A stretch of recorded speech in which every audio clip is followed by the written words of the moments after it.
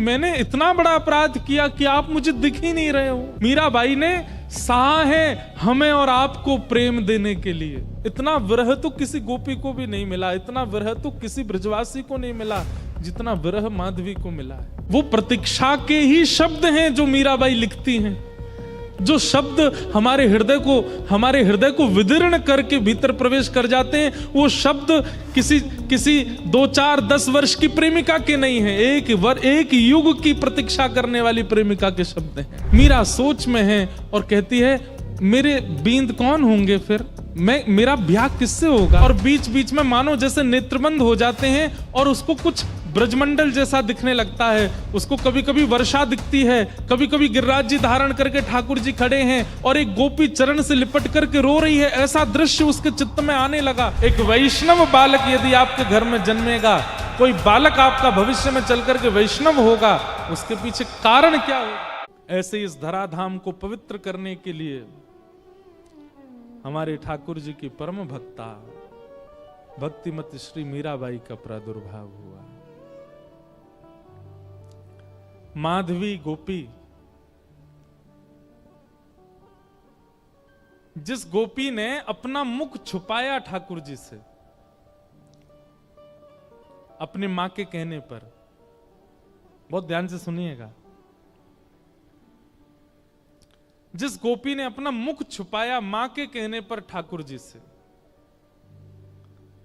जब उसने ठाकुर जी को देखा तब उसके मन में आया कि अरे मां, विश्व की मां तो बालकों का कल्याण करने वाला पथ दिखाती है, पर आपने मुझे कैसा मार्ग बताया।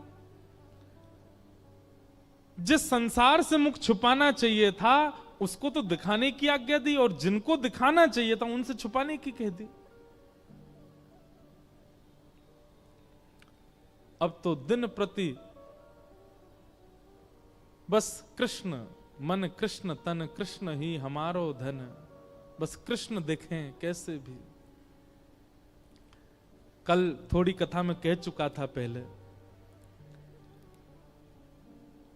समय आया इंद्र पूजा बंद करके सब ब्रजवासी गोवर्धन पूजा करने के लिए गए, और 84 कोस के जितने ब्रजवासी हैं सब इकट्ठे भये। और वहीं इंद्र ने जब कोप करके वर्षा की, 7 बरस के ठाकुर जी ने 7 कोस लंबे चौड़े गिरिराज पर्वत को अपनी बाम हस्त की कन्नी उंगली पर धारण किया। और जैसे ही ठाकुर जी ने गिरिराज जी धारण किए, दूर दूर खड़े हुए लाखों ब्रजवासी सब गिरिराज जी के समीप आ गए, सब भीतर आके खड़े हो गए। सब में आपस में चर्चा चल रही। अब गिरिराज जी 7 कोस लंबे हैं और दूर दूर वाले ने तो ठाकुर जी दिखे ही नहीं रहे हैं। सब बस ये कह रहे हैं नंद के लाला ने गिरिराज जी उठा लिए, नंद के लाला ने पर्वत उठा लियो, नंद के लाला ने पहाड़ उठा लियो। यही चर्चा जब माधवी के कान में पड़ी तब माधवी बोली शायद अब तो सबके बीच में ठाकुर जी अब तो दिख ही जाएंगे, क्योंकि जब जब श्याम सुंदर को देखने माधवी जाती नेत्रों में जल आ जाता, धुंधलापन आ जाता, ठाकुर जी दिखते नहीं, क्योंकि शाप दे दिया ठाकुर जी ने।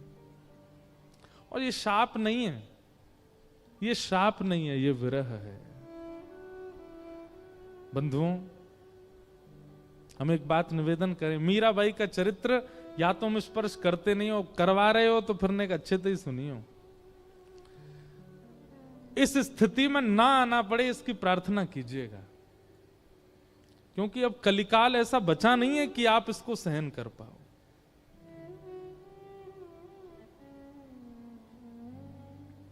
ठाकुर जी दिखते नहीं है मीरा को, माधवी को, लेकिन आज सोचने लगी सबके बीच में ठाकुर जी खड़े, यहां तो मैं छुप के देख ही लूं उनको, शायद दिख जाएं। और अनेक प्रयास करके दूर से जैसे तैसे भीड़ छांटती भई मीरा, माधवी, मीरा उनका कलयुग का नाम, माधवी द्वापर का नाम। माधवी जैसे ही पहुंची, त्रिमंगल ललित श्याम सुंदर अपने बाम हस्त की कन्नी उंगली के नख पर गिरिराज जी धारण करके खड़े हैं, अपने दाहिने हस्त से मुरली अधर पर रख करके और कोमल उंगलियों से सुंदर बीच बीच में ध्वनि बजा रहे हैं। नंददास जी उसका वर्णन करते हैं। कान्हा कुंवर के कर पल्लव पर मानो गोवर्धन नृत्य करे, ज्यों ज्यों तान उठत मुरली में त्यों त्यों लालन अधर धरे। मेघ मृदंग मृदंग बजा, मेघ मृदंगी मृदंग बजा में, मेघा को जल यों ज्यों झरे। ग्वाल ताल दैनी को गावे, गायन को जो सुर भरे। देत आशीष सकल ब्रज नारी, नंद दास के तिमिर हरे। कान्हा कुंवर के, ठाकुर जी पता कि महाराज जी अगर ये नंददास जी को पद देखो, इस पद के अनुसार बहुत ध्यान से सुनना, हमारे श्री गिरधर लाल जी ऐसे खड़े, ऐसे नहीं, ऐसे, उनके ये चारों भुजाएं ऊपर हैं। तब हमें एक वैष्णव ने बताया, बोले ठाकुर जी कैसे कर रहे हैं पता है? सब ब्रजवासी खड़े हैं और श्री गिरिराज जी ठाकुर जी से कह रहे हैं, हे जय जय, मेरा स्वरूप इतना विशाल है कि मैं महाराज में तो आ ना पाऊंगा, लेकिन आपके हस्तकमल और मेरे हस्तकमल मिले ने, ये 7 दिना तक मेरे संग रास ही कर लो। ठाकुर जी गिरिराज जी के संग रास कर रहे हैं, तो कभी ठाकुर जी ऐसे रहते हैं और फिर नेक ऐसे उछाल के फिर ऐसे ले लें, फिर ऐसे ले लें, फिर ऐसे ले लें, फिर यूं कर लें, कभी यूं कर लें, कभी ऐसे कर लें, मानो बार बार अपनी उंगलियों पे नर्तन करवा रहे हैं श्री गिरिराज जी को ठाकुर जी। अद्भुत छवि है। तभी माधवी पहुंची। जैसे ही ठाकुर जी के समीप पहुंची है, उस स्थान पर पहुंची जहां ठाकुर जी खड़े हैं, जैसे ही नेत्र भर के ठाकुर जी को देखने का प्रयास किया, जल भर आया नेत्रों में। मानो जैसे कोई धुंध आ गई हो, खूब मीड़ रही है, अपनी आंखों को मीड़ मीड़ के लाल कर लिए हैं, लेकिन ठाकुर जी दिख नहीं रहे हैं। आज पीड़ा असहनीय हो गई माधवी की। अर्धरात्रि का समय ठाकुर जी के चरणों से लिपट गई और बोली, मैंने इतना बड़ा अपराध किया कि आप मुझे दिख ही नहीं रहे हो। हे श्याम सुंदर, अब पीड़ा मत दो, अब दिख जाइए, एक क्षण दिख जाइए, आप दिखें और मैं प्राण त्यागूं, बस मुझे और कुछ नहीं चाहिए। ठाकुर जी बोले, माधवी तेने मुझको अपना रूप नहीं दिखायो। माधवी बोली, देख लो, मैं सामने खड़ी हूं, अब देख लो मेरे नेत्र, मेरे मुखमंडल को देख लो, जैसे चाहो देख लो, पर मेरे ऊपर तो ये जो दोष है ये हटाओ, मुंह को देखन दो आपको। ठाकुर जी बोले, अब तो माधवी ये पीड़ा तुमको ने सहनी पड़ेगी, क्योंकि वस्तु का मूल्य तब चित्त में ज्यादा बढ़ता है जब वह वस्तु समीप हो पर मिले ना। और प्रेम लक्षणा भक्ति में जितना विरह होगा, जितनी व्याकुलता होगी, जितनी तड़प होगी, उतना वह प्रेम पुलकित होगा, उतना वह प्रेम लक्षणा भक्ति का इत्र महकेगा और दूसरों को महकाएगा। मैं चाहूं आगामी कलिकाल में लोगन के चित्त में श्रद्धा होगी, विश्वास होगो, लेकिन प्रेम नहीं होएगो। उनके चित्त में प्रेम प्रकट करवे के काज मैं तो नहीं आऊंगो, तो को भेजूंगो। और वाक्य काजे तोए या जन्म में मेरे रूप के दर्शन को त्याग करनो पड़ेगो, थोड़ो सहनो पड़ेगो। मीराबाई ने सहा है हमें और आपको प्रेम देने के लिए। मैं और आप आज जिस प्रेम के मार्ग पर चल रहे हैं, जिस प्रेम की एक बिंदु हमारे ऊपर गिरती है, वह बिंदु के अधिकारी हम मीराबाई की वजह से बने हैं, क्योंकि उन्होंने द्वापर में दर्शन का त्याग किया है। त्याग नहीं, विरह सहा है, वो तड़पी हैं ताकि हमें प्रेम दे सके। माधवी बोली, मुझे बस अवधि बता दीजिए, कम से कम एक अवधि पता होगी तो मैं उस अवधि के सहारे रह लूंगी कि इतना समय लगेगा आपके दर्शन में। एक अवधि बता दो, 10 वर्ष, 50 वर्ष, कितने वर्ष लगेंगे? अवधि सुनकर के तो माधवी गिर पड़ी। रोने लगी। ठाकुर जी बोले एक युग।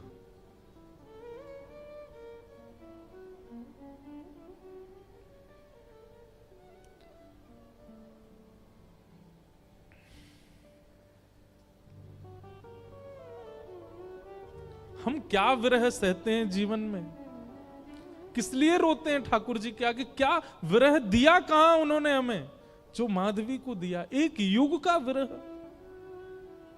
इतना विरह तो किसी गोपी को भी नहीं मिला, इतना विरह तो किसी ब्रजवासी को नहीं मिला जितना विरह माधवी को मिला है। एक युग का विरह।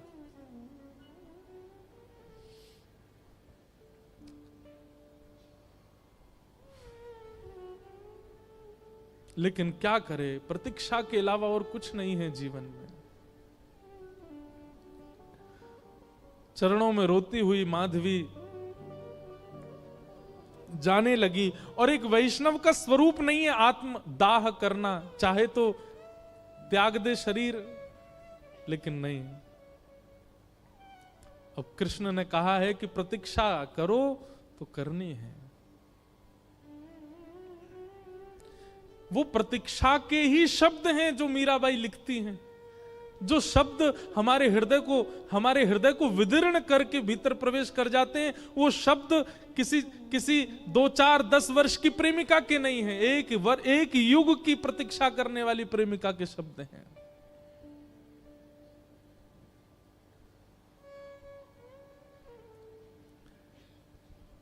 प्रतीक्षा कर रही है और द्वापर युग का विश्राम हुआ, माधवी का पांच भौतिक देह विश्राम हुआ, कलिकाल का प्रारंभ हुआ। और इसी कलिकाल में जैसे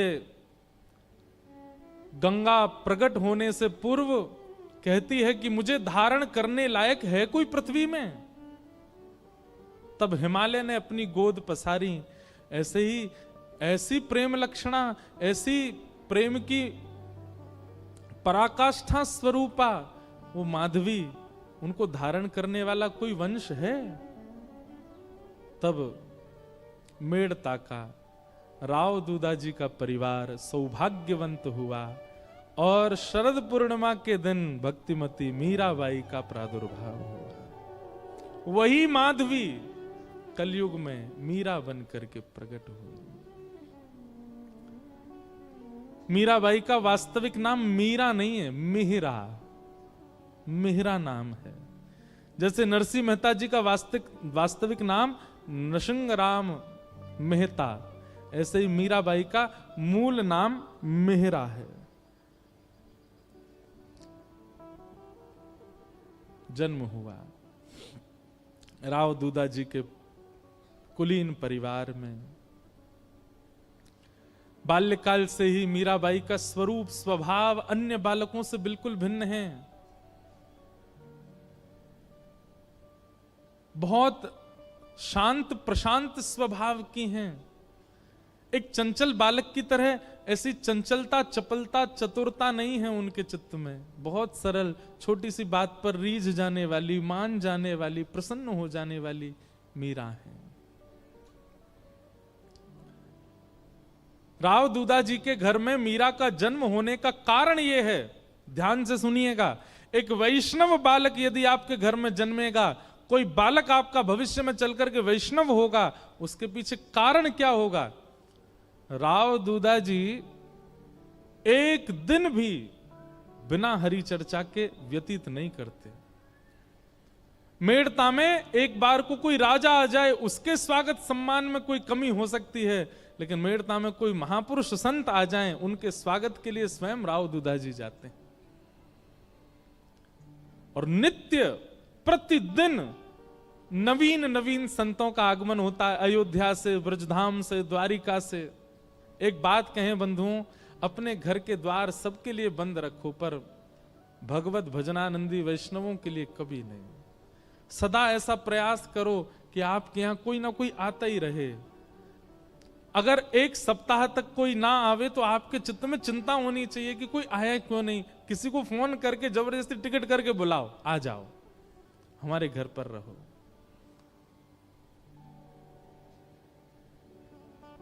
उनके भजन के जीवाणु घर में होते हैं, उसी से ही बालकों में भक्ति भाव प्रकट होता है।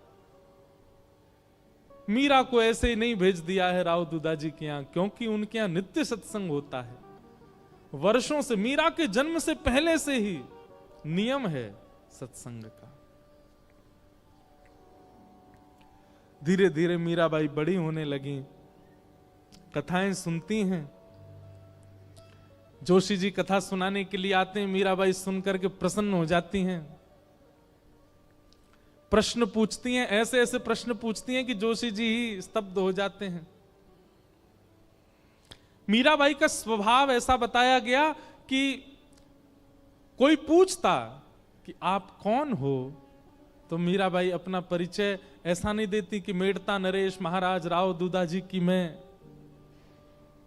पौत्री हूं, बल्कि अपना परिचय ऐसे देती हैं, परम गौभक्त संत सेवी परम सत्संगी श्री ठाकुर जी राधा माधव की नित्य लीला नित्य सेवा में प्रवीण श्री राव दूधा जी की मैं पौत्री हूं।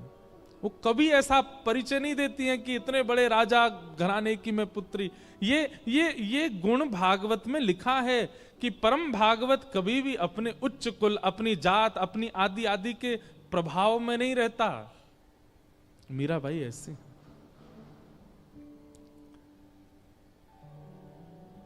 भक्ति के लक्षण तो बचपन से ही हैं।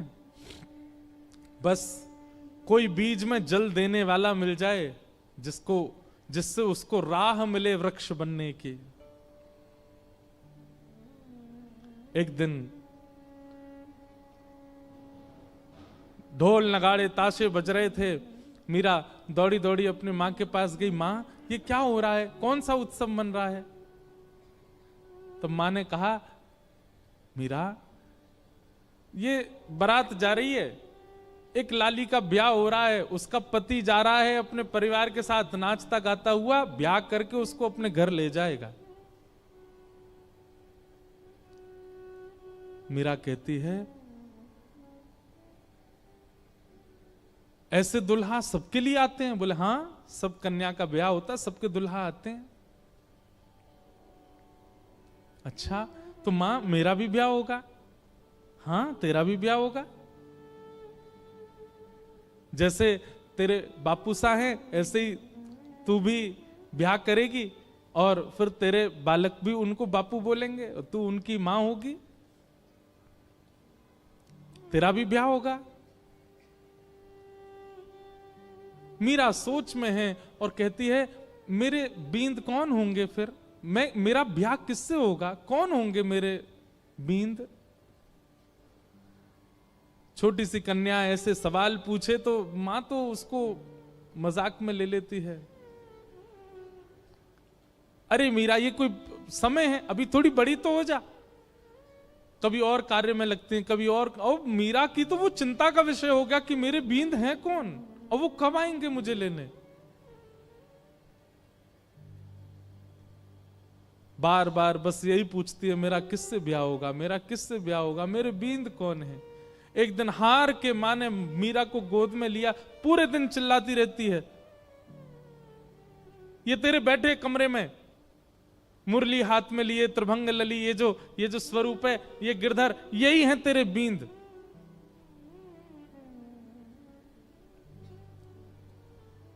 स्वरूप देखा ठाकुर जी का और मां ने कह दिया यही है तेरे बींद, तो मीरा के चित्त में ऐसा विश्वास प्रगाढ़ हो गया कि यही है मेरे बींद और कोई नहीं।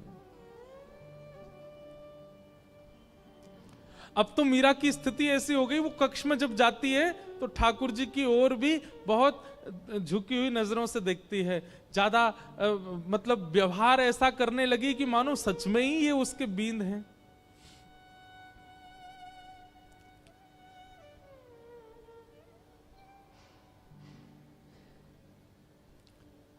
संतों से कथा सुनती है और चित्त में ठाकुर जी के प्रति संबंध का प्रगाढ़ विश्वास कर चुकी मीराबाई धीरे धीरे प्रेम लक्षण भक्ति में प्रकट होने लगी। एक दिन एक संत का आगमन हुआ और वे अपने प्रवचन के समय अपने बगल में ही अपने गिरधर गोपाल को विराजमान करके प्रवचन कर रहे थे। और छोटी सी मीरा, उनको एक ही चीज की प्रतीक्षा होती थी पूरे दिन की, मां मुझे सत्संग में लेके कब जाएगी। और जैसे ही मीराबाई पहुंची, छोटी सी मीरा कथा सुनते सुनते दृष्टि पड़ी बगल में बैठे हुए गिरधर स्वरूप पर, वो गिरधर गोपाल पर।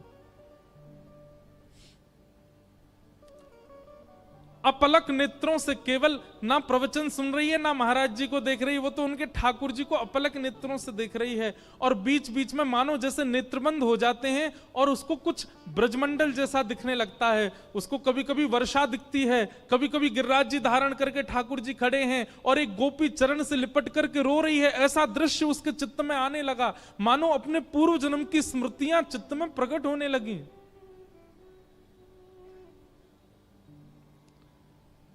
ठाकुर जी ने माधवी से कहा था, एक संत के माध्यम से मैं तेरे पास आऊंगा और मेरी खूब सेवा करना। माधवी को थोड़ी थोड़ी स्मृति आ गई, मीरा को, और जैसी स्मृति पूर्ण हुई, कथा विश्राम हुई, नेत्र लाल हैं, अश्रु गिर रहे हैं नेत्रों से, और अपनी मां को पकड़ के कहती है, मां ये कौन है? मां कहती है, ये महात्मा है, कथा सुना रहे हैं, साधु जी हैं। नहीं, ये नहीं, इनके बगल में जो बैठे हैं वो कौन है? ये तो इनके ठाकुर जी हैं। हाँ, तो मेरे बींद ना, आपने कहा था ना मेरे बींद, वही है ना ये? हंस गई मां, अरे मीरा, हाँ वही हैं। तो मेरे बींद आ तो गए मां, अब मेरा ब्याह करा दो। अरे अभी तेरी उम्र नहीं है मीरा, तो मैं बड़ी हो जाऊं तब करा देना, पर तब तक मेरे बींद को घर में ही रख लो, मैं इनको पास में रख लूं अपने। बालपन की वो बातें सबको नहीं भाती हैं। प्रणाम करने के लिए मंच पर जब गई, मीरा के नेत्र सजल। महाराज जी ने पूछ लिया, अरे बिटिया क्यों रोती है?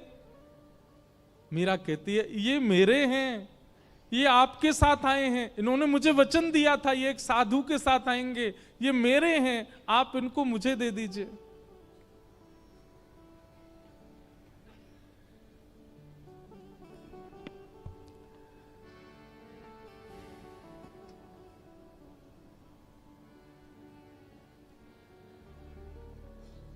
ये मेरे हैं।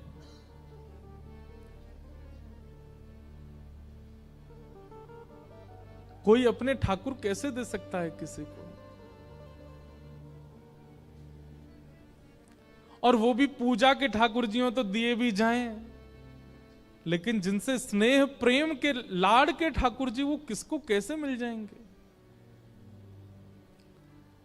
पहले तो छोटी बालिका समझ करके महात्मा हंस गए, लेकिन जब कहने लगी ये तो मेरे हैं, जिद करने लगी, तो महात्मा भी प्रेमी थे, व्याकुल हो गए, अपने ठाकुर जी को हृदय से लगा के तुरंत चले गए वहां से।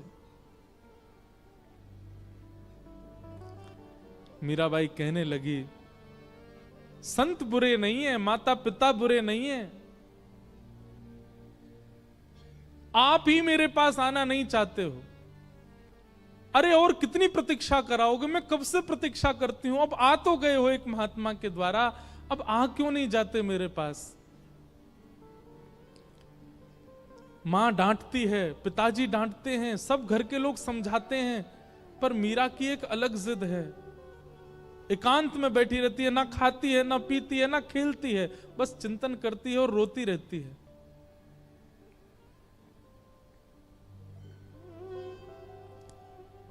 प्रतिज्ञा ले ली, मैं अन्न नहीं खाऊंगी। अब मैं प्रयास नहीं करूंगी कि आप आओ मेरे पास, मैं प्रयास नहीं करूंगी कि मैं आपको लाऊं, आपको खुद आना पड़ेगा, मेरी प्रतीक्षा बहुत हो चुकी है।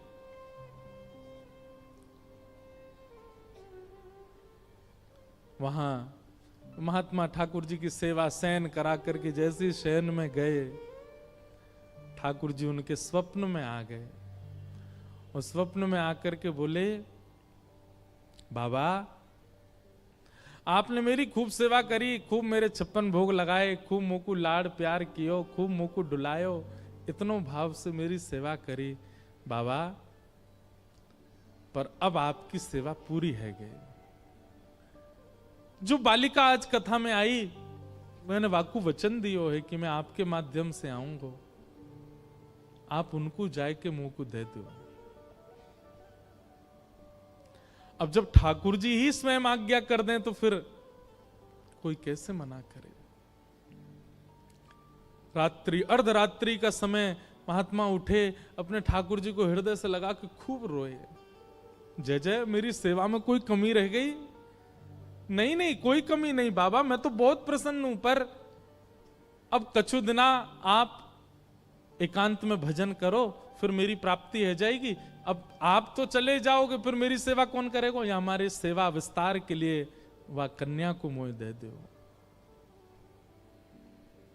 और अर्धरात्रि का समय, नन्ही सी मीरा अनशन व्रत पर मानो बैठी हो, और महात्मा पहुंच गए। ले मीरा है गिरधर तेरा, ले मीरा है गिरधर तेरा। अपने ठाकुर जी को लेकर के गए। सेवा बड़े भाव ते करियो, सेवा बड़े भाव ते करियो, रखियो नाने नाने हो, रखियो नाने बेटी ले मीरा है गिरधर तेरा, ले मीरा ले गिरधर तेरा। मीरा के चित्त में पीड़ा भी हो रही है और वो नाच भी रही है। नाच इसलिए रही है कि आज मानो जैसे वर्षों और युगों का विरह समाप्त होगा, पर पीड़ा इस बात की है कि मैं एक वैष्णव की सेवा ले रही हूं। उन महात्मा के नेत्रों के आंसू मीरा को बहुत, ये एक वैष्णव का स्वरूप हो जाता है। वो स्वयं पीड़ा में रहना मंजूर रखता है, पर अन्य किसी वैष्णव की पीड़ा देख नहीं पाता।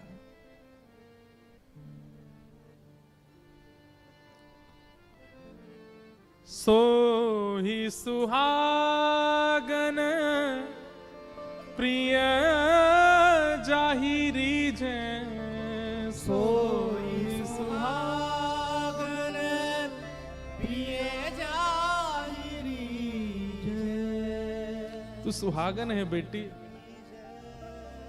ये पहले मुझसे रीझे थे, मेरे पास आए, लेकिन अब ये तो से रीझ गए हैं। मैं अपनी तरफ से नहीं दे रहा हूं, ठाकुर जी ने आके मुझे आज्ञा दी है कि वो तोते सेवा कराना चाहें। सो ही सुहागन। बंधुओं, इस पंक्ति को नित्य गाया कीजिए। अपने ठाकुर जी को देखते हैं जब मंदिर में विराजमान, आप कितने सौभाग्यशाली हो, ठाकुर जी आपसे सेवा करा रहे हैं।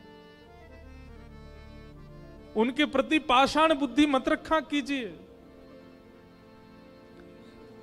आपका कोई तो ऐसा गुण है जिसके कारण ठाकुर जी आप चले जाते हैं बाहर, आप आ जाते हैं कथा, मैं आ जाता हूं कथा करने।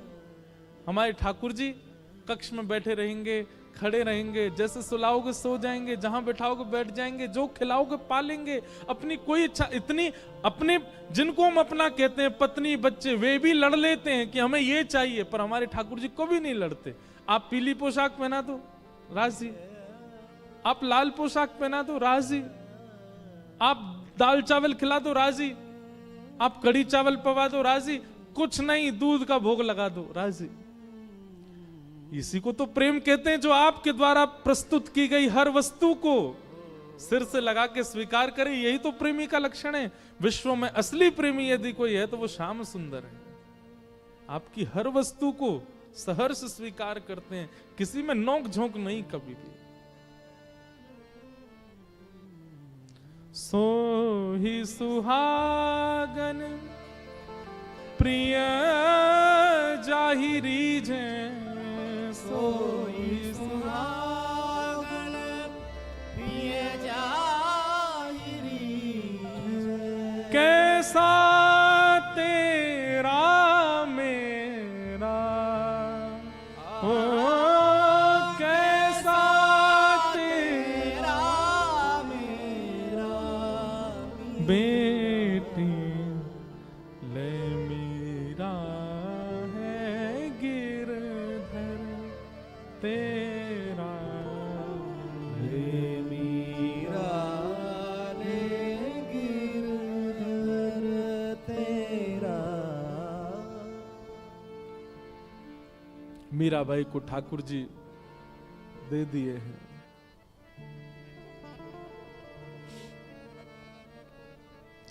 चले गए महात्मा। ये ठाकुर जी का नियम है बंधुओं, एक को संयोग देते हैं तो जिसको संयोग दे रहे हैं मानो किसी को वियोग देके आए, और जिसको संयोग दिया है वो तैयार रहे, एक दिन वियोग मिलेगा।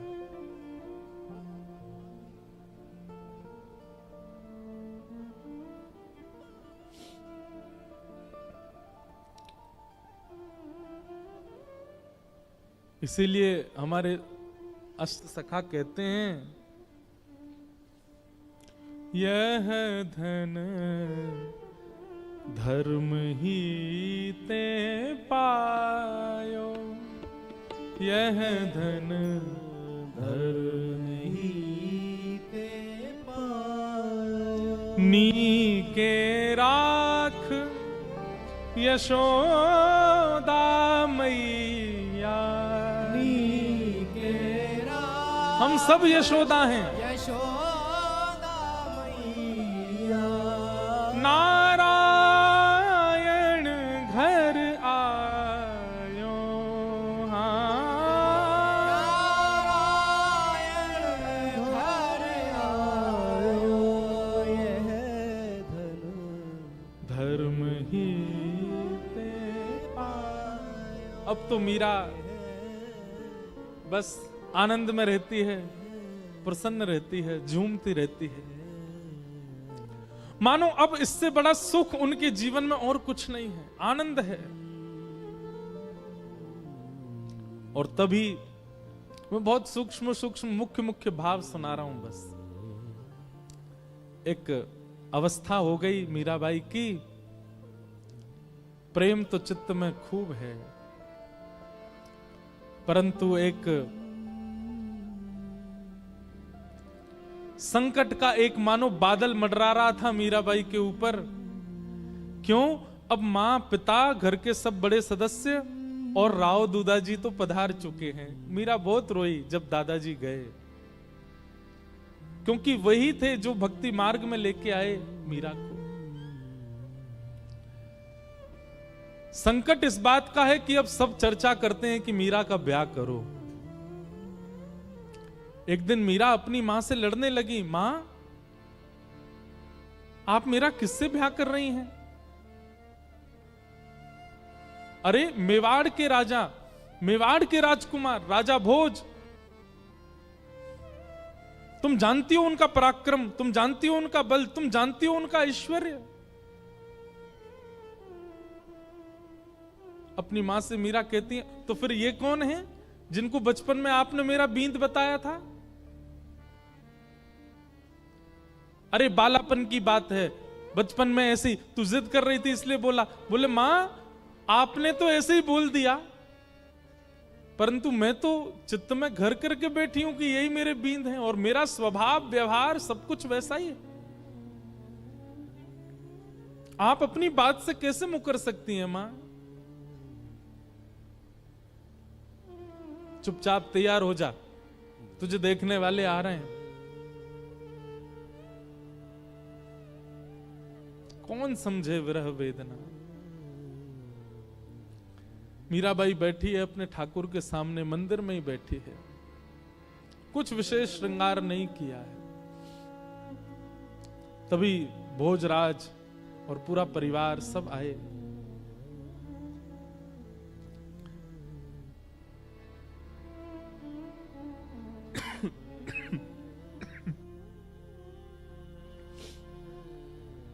इच्छा प्रकट की कि एकांत में मीरा से बात करना चाहते हैं। मीराबाई बोली, मेरे लिए तो एकांत मेरे ठाकुर जी का स्थान है, जो बात करनी यहीं बैठ के कर लो। सब चर्चा हुई। मीराबाई ने स्पष्ट कर दिया, एक पत्नी जो धर्म का निर्वहन करती है, अगर वो अपेक्षा आप मुझसे रखते हैं और मुझसे ब्याह करना चाहते हैं, तो मैं पहले ही आपको स्पष्ट कर दूं कि मैं उन सब धर्म के निर्वहन में बिल्कुल अपूर्ण हूं, मैं नहीं कर पाऊंगी। आप अपने परिवार में सबसे कह दीजिए, मैं उस योग्य हूं नहीं, वो तो मेरे परिवार वाले चाहते हैं, इसलिए मैं आपसे चर्चा कर रही हूं। नहीं तो एक स्त्री का जो धर्म होता है पति के प्रति, ससुराल के प्रति, उन सबको, मैं तो अपने घर के प्रति कोई धर्म नहीं निभा पाती एक पुत्री का। इसलिए मैं आपसे पहले ही स्पष्ट कर देती हूं कि एक पत्नी का धर्म मैं नहीं निभा पाऊंगी। भोजराज का उत्तर सुनने लायक है। बंधुओं, मीराबाई का जिनसे ब्याह हुआ वो अत्यंत कुलीन भाव के हैं।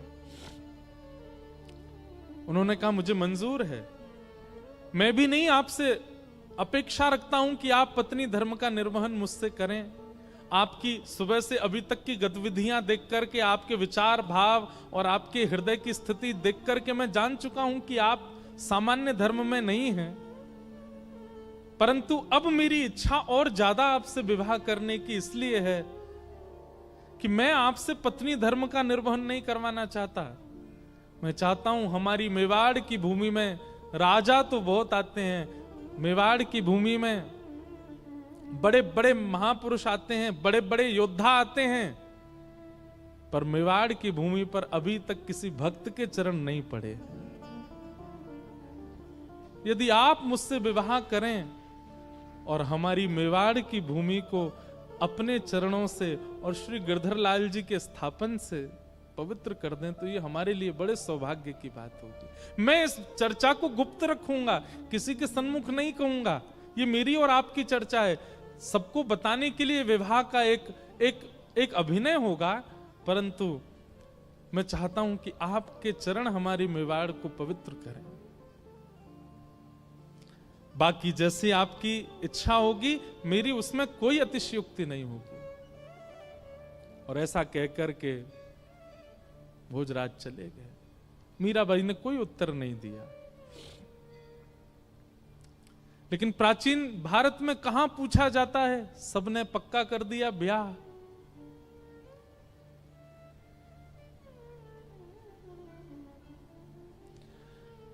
मीराबाई एक संत से जाके कहती है कि कभी अगर हृदय में बहुत वेदना होती हो और अपने प्रियतम को बतानी हो, तो उसके लिए कोई उपाय है? तब एक संत ने कहा, तुम पत्र लिखा करो और वृंदावन जाने वाले किसी व्यक्ति के हाथ वो पत्र भेज दिया करो।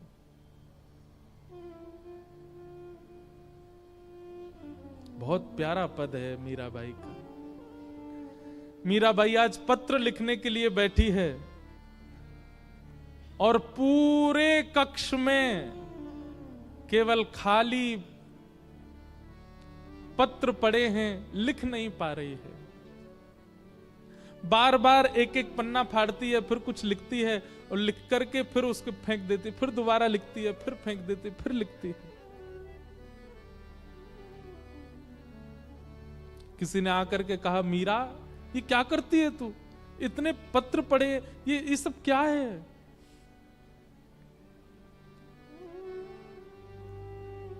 पत्तियां मैं कैसे लिखूं,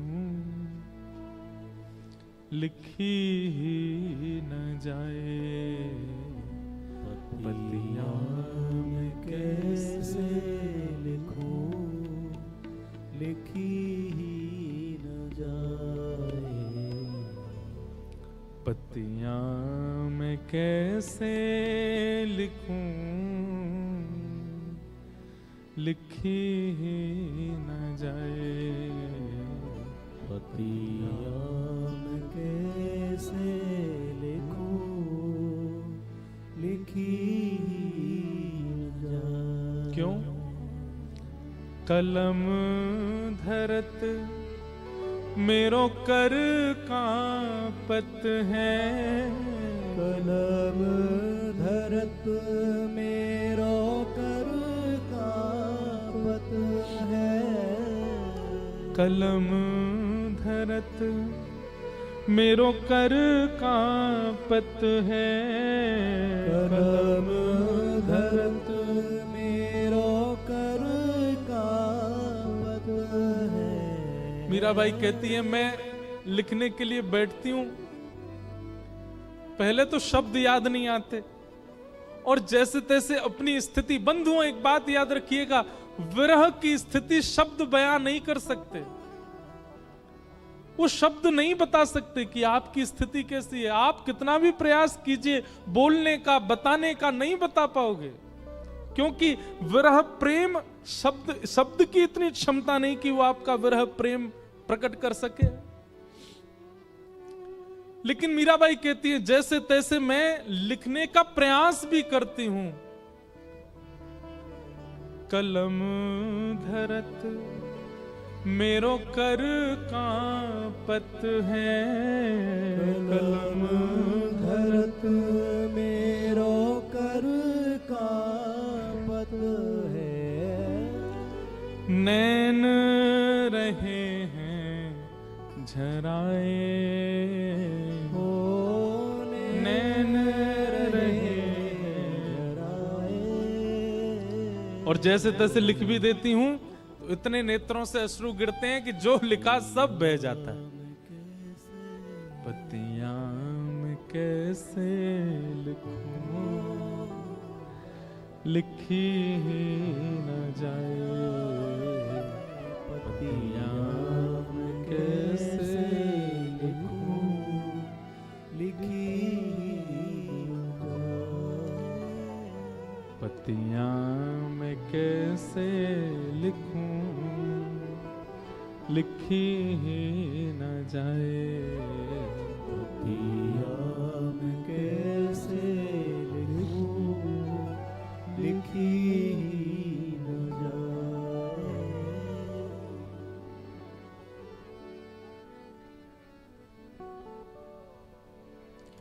मीराबाई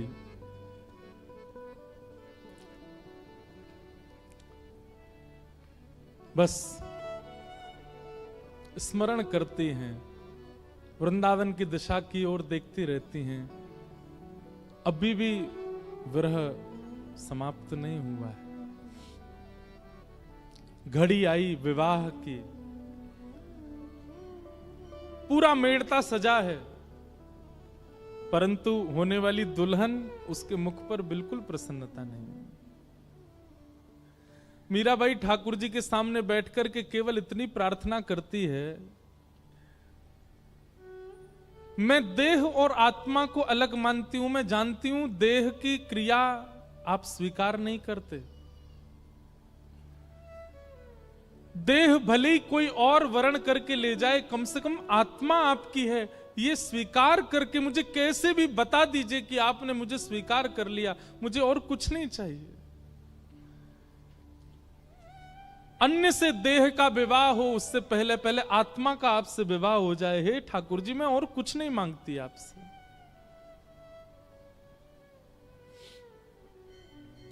रात्रि में मीरा रोते रोते सोई हैं और तभी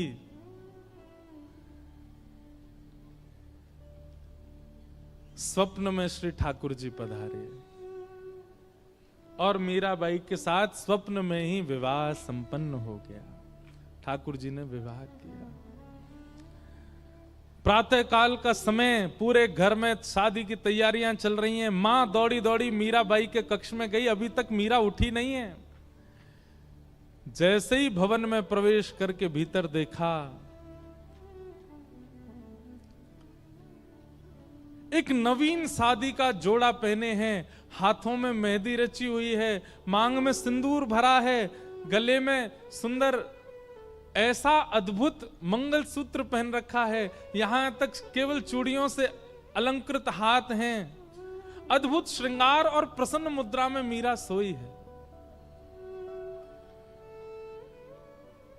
मीराबाई के विवाह के लिए जो पोशाक मंगाई गई है वो तो दूर रखी है, ये एक नवीन पोशाक, और ऐसी पोशाक की मेड़ताओं ने भी कभी नहीं देखी होगी।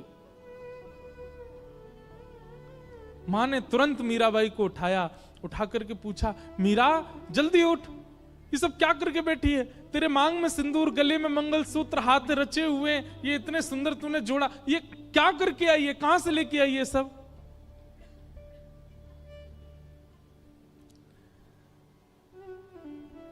मीराबाई जोर से हंसी, अपना मां का हाथ पकड़ के कहती है, माई सपनानु वर्णा दीनानाथ, दीनानाथ,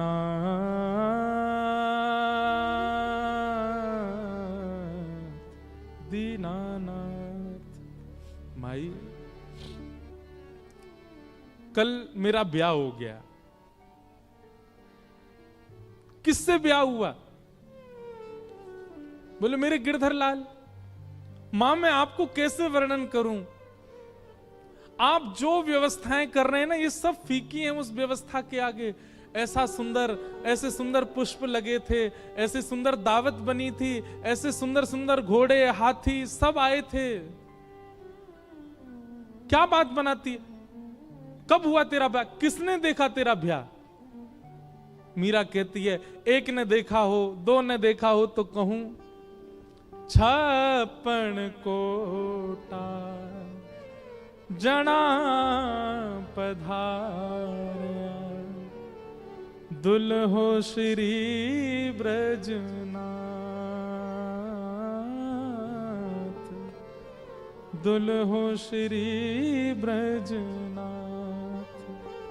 मां 56 करोड़ बराती आए थे, सब देवी देवता, ब्रह्मा, शिव, रुद्र, सनकादि सब आए थे मेरे ब्याह में। और इन सब बरातियों के बीच एक सुंदर से हाथी पर सहरा बांधे, अद्भुत पोशाक पहने, मधुर मुस्कान, कटाक्ष नेत्र, मधुर घुंघराले केश, हाथ में मुरली लिए मेरे दुल्हा बनकर के साक्षात ब्रजनाथ श्री कृष्ण आए थे। दुल्हो श्री ब्रजनाथ। बहुत सुंदर वर्णन है। मीराबाई अपने स्वप्न के विवाह का वर्णन कर रही है अपने मां के आगे। किसने हमारा कन्यादान किया, हमारे फेरे कैसे पड़े, उन्होंने मेरे गले में कैसे मंगलसूत्र पहनाया, दावत कैसे हुई, एक एक चीज का वर्णन कर रही है मीरा। और मां इधर से उधर जा रही है, सिर पीट रही है, रो रही है। ये क्या बातें कर रही है मीरा तू? लेकिन कौन समझे मीरा को? मीराबाई हंसने लगी और कहने लगी, मां मेरा ब्याह हो गया। मां तुरंत भीतर गई, घड़े में जल भर के लाई और ला करके मीरा के मांग का सिंदूर पोंछने लगी। मीरा कहती हैं, अब चाहे जो कर लो मां, ये देह चाहे जिसको दे दो, पर आत्मा को तो स्वीकार कर लिया है श्याम सुंदर ने। अब मैं राजी राजी चली जाऊंगी जहां भेजोगी, मुझे अब परवाह नहीं। मैं जिनकी हूं उन्होंने मुझे स्वीकार कर लिया है। कितनी पीड़ादायी बात है। मीराबाई का पुनः श्रृंगार किया गया और फिर मंडप में ले जाया गया।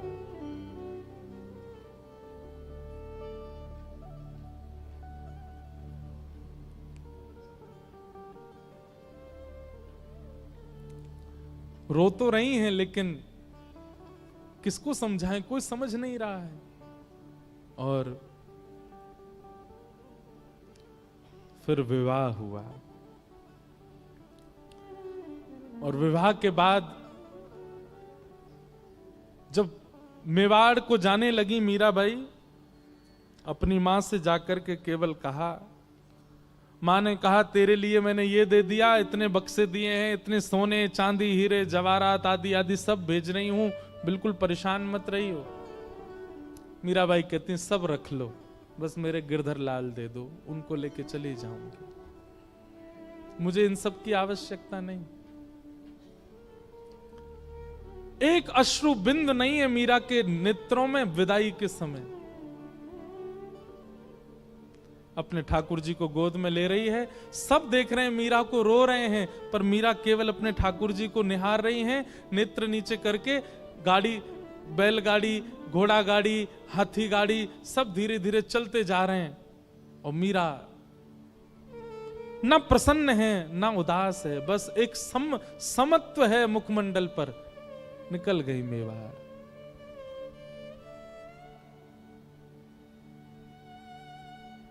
मीरा का प्रेम कौन कह सकता है? इस तुच्छ मुख से कितना कहें उनका प्रेम। केवल त्याग है पूरे जीवन में, और कुछ नहीं। आ गई, विवाह हो गया। विवाह के बाद उनके पति अनुकूल थे, उनकी पूजा में कभी विक्षेप नहीं होने देते थे।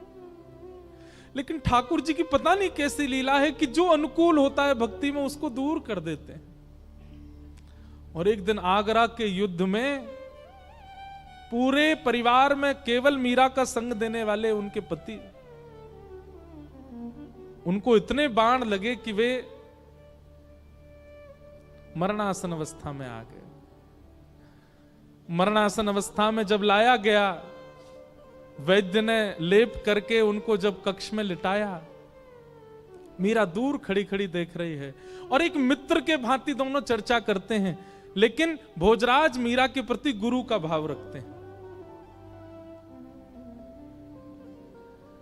भोजराज कहते हैं मैंने आपका स्पर्श कन्यादान के समय किया था, आपके हस्त कमल का, परंतु अब मुझे लगता है मेरा अंत समीप है, उससे पूर्व में एक बार आपका स्पर्श करना चाहता हूं। मीराबाई कुछ नहीं बोली। तो भोजराज कहते हैं मैं एक बार केवल आपके श्री चरणों का स्पर्श करना चाहता हूं।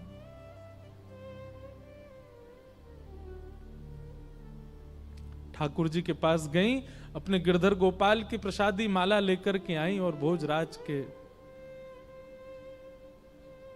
गले में पहनाई, और अपना हस्त कमल उनके शीश पर फेरती हैं मीरा। ऐसा कहते हैं, मैंने पढ़ा है कि वैसे तो मीरा श्रृंगार करती नहीं थी, पर जिस दिन भोजराज जी की ये स्थिति थी, उस दिन कोई उत्सव मीराबाई ने किया था, और उस दिन 16 श्रृंगार किए थे मीराबाई ने। और उस श्रृंगार के रूप में मीराबाई को देखते देखते देखते मानो जैसे उनके पति को साक्षात युगल ही एक रूप में हो, ऐसा दिखने लगा। और उनके पति अपने प्राण त्याग देते हैं।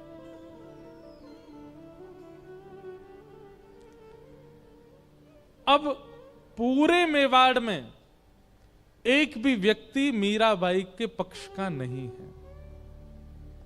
ऐसा सुनने में आता, उनके ससुर जी भी पक्ष में थे, वे भी चले गए, और कोई पक्ष का नहीं है, सब विपक्षी हैं।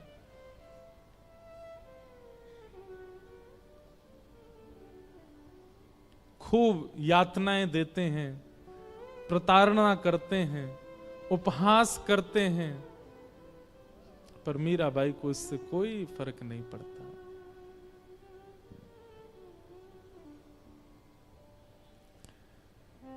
एक बार जब वैद्य को विष बना करके देना पड़ा, और मीराबाई चरणामृत समझ के पी गई, कुछ हुआ नहीं, तब उसी वैद्य को 2 बूंद पिला दी गई राणा के द्वारा, मर गया वो वैद्य। तब मीराबाई के चित्त को क्षोभ हुआ कि मुझ तक पीड़ा रहे मैं सह लूं, पर मेरे अलावा किसी और को मिले ये मैं सहन नहीं कर सकती। गोस्वामी तुलसीदास जी को पत्र लिख करके मीराबाई ने अब पूछा क्या करूं। तब गोस्वामी जी ने आज्ञा की कि अब ऐसों का त्याग करो जो हरि विमुख है। और मीराबाई मेवाड़ से, अभी वृंदावन नहीं गई, मेड़ता गई,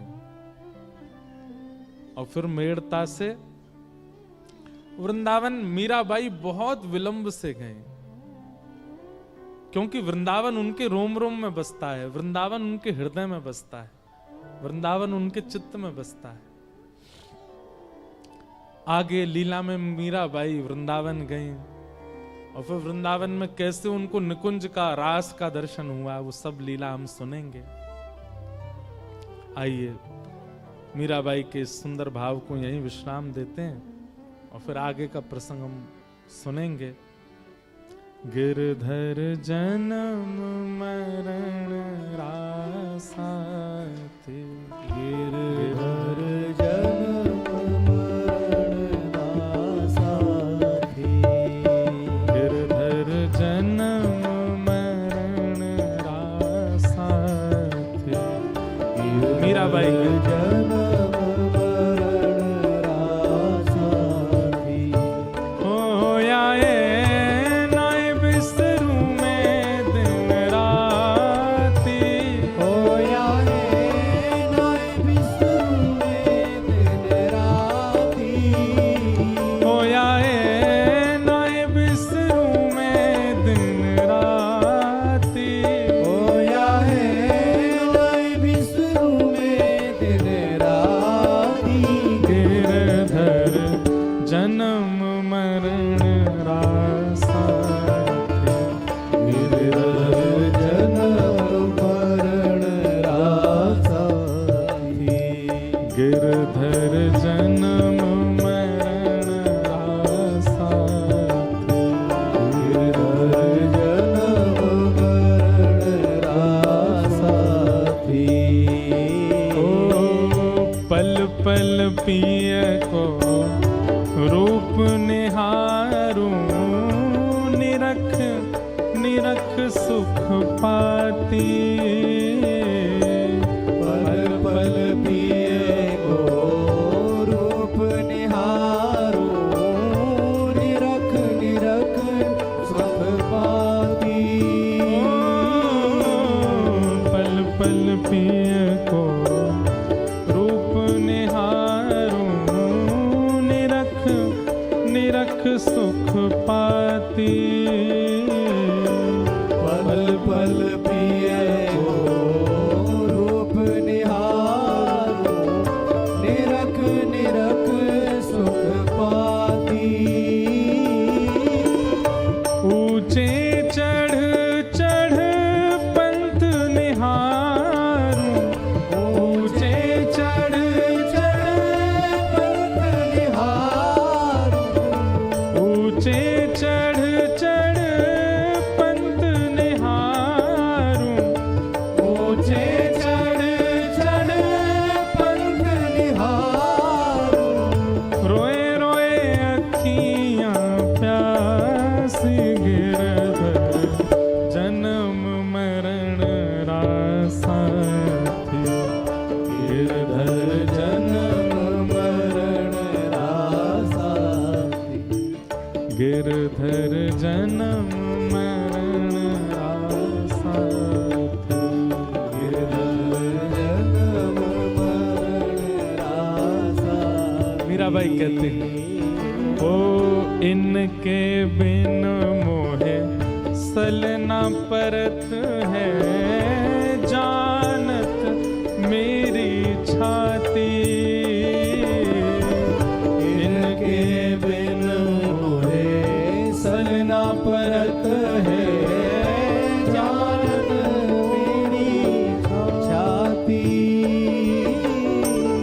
इनके बिन मोहे सलना परत है, जानत मेरी छाती,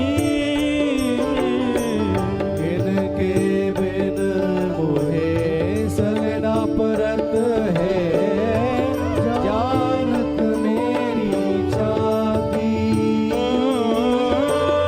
दोए कर जोड़ा रज करूं छूं, दोए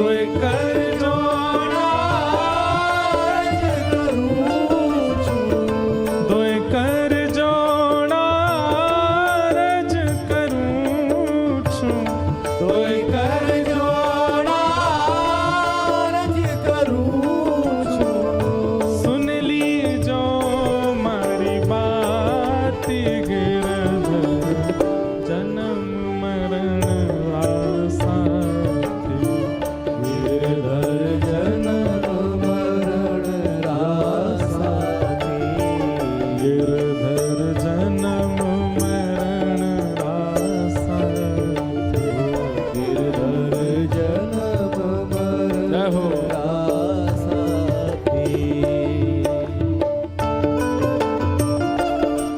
गिरधर लाल प्यारे की जय हो।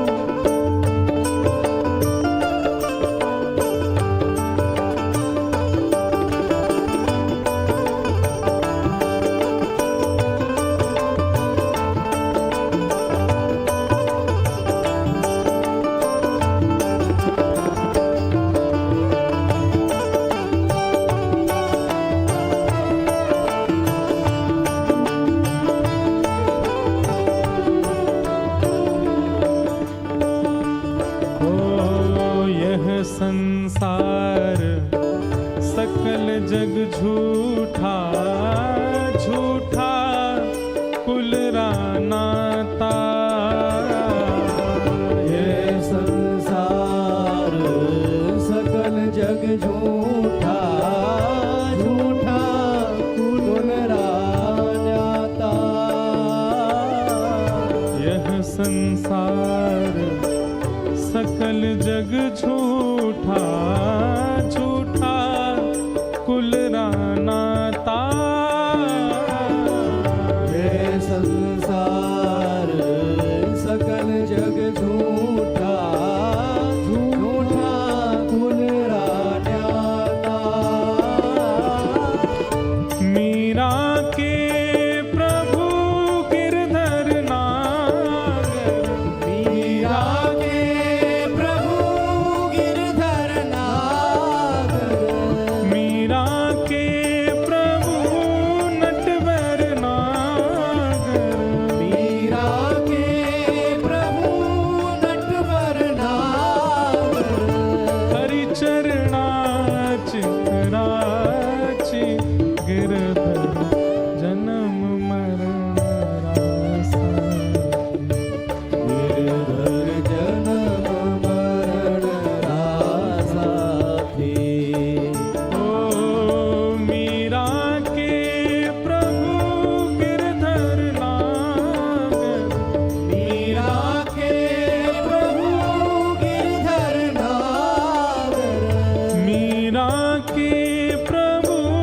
नटवर नागर मीरा के प्रभु नटवर नागर हरिचरणा चितराची गिरधर जन्म मरण रासाती गिरधर जन्म मरण रासाती गिरधर जन्म मरण रासाती गिरधर जन्म मरण रासाती गिरधर जन्म मरण रासाती गिरधर जन्म मरण रासाती गिरधर जन्म मरण रासाती गिरधर जन्म मरण रासाती गुरु वृंदावन बिहारी लाल की जय श्री राधा रमण लाल की जय श्री राधा वल्लभ लाल की हरिहर मिलन महोत्सव की आज के आनंद की जय। जय जय श्री राधे।